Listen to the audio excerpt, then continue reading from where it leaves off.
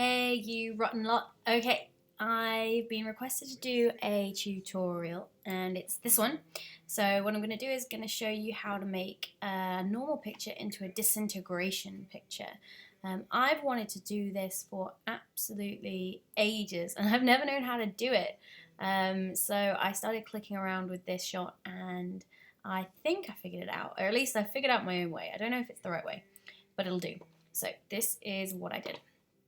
First things first, I'm going to use my lasso select tool and I'm just going to take, I'm going to do that again, I'm going to take a big chunk of me like this and just take about halfway through and I'm going to copy it and I'm going to paste it and then I'm going to use this tool here, which is the perspective tool, and I like to use it with no guides just so I can see what I'm doing a bit better.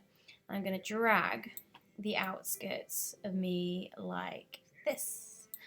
And what this is going to do, I'm going to pull me a bit over me as well, is it's going to just provide another layer of stuff, basically. So this is going to be the bit of me that explodes. So then going into my eraser tool, I'm actually going to use this here, which is the Chalk 02, and this is what I use to, you'll see what I mean, what if I just click off there. This makes this like nice cool little pattern. So this is the bad boy that was doing all the work for me. So yeah, so the chalk tool. So I'm just gonna literally go ahead and start shattering all the parts of me that I can see, like so. And I'm just gonna keep clicking off. There we go, just so I can see what I need to do. I'm going to now rotate that a bit like this and then just move it in. So I'm just moving my bits about. My bits, it really is my bits. Oh, hang on. And I found what usually happens when I'm doing this is it takes ages to do anything. So I found what I have to do is I have to hold down my click button on my mouse, and then when it turns I can start pulling it over, like, oh, it took me bloody ages, I'm not gonna lie, like that, and let's see if that worked. There we go. Oh, I've moved it too far. And try and move it back. Dum dum dum. So this took a while. Yeah, we're just gonna wait.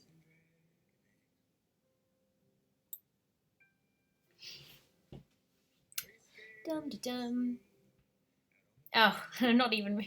No. Okay, I will get this right, I swear. Oh, dearie me. Oh, it's my mum. I might even have to pause this till I can move this into the correct spot, because this is taking absolutely bloody ages. Wait right there. There we go. Okay, so now what I'm going to do is I'm going to switch back to my regular brush tool. I'm just going to bring my hair back in like so. I'm going to just smooth around the dress here.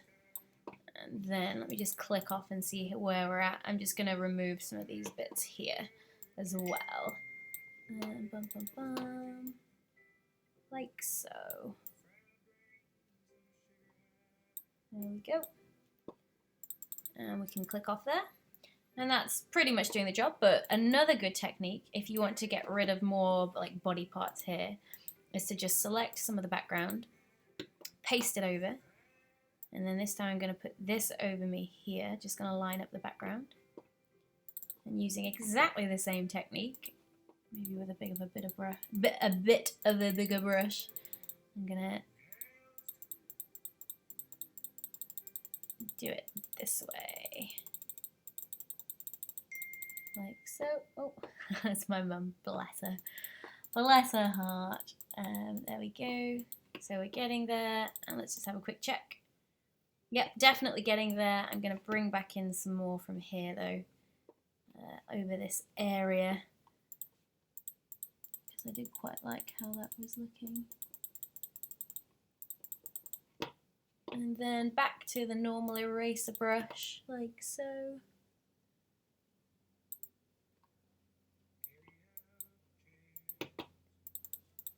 There we go. And there is me being kind of blown away. I'm just doing it a little bit differently this time. I think it took a bit more time over the arms when I was doing the first one. But yeah, so you can see where I'm getting at. And then what I would do is I would save it. Desktop. Save it as new. So that's a really, really quick technique. I mean, we've done that in 5 minutes, including crashes.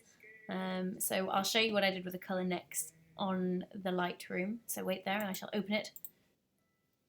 And we're just importing that bad boy now. So we open it up in Lightroom, and I'm a big fan of visco filters. So what I do is I tend to run through and find one that I like. But with this one, I think it was either one of these or it was a bit further down. It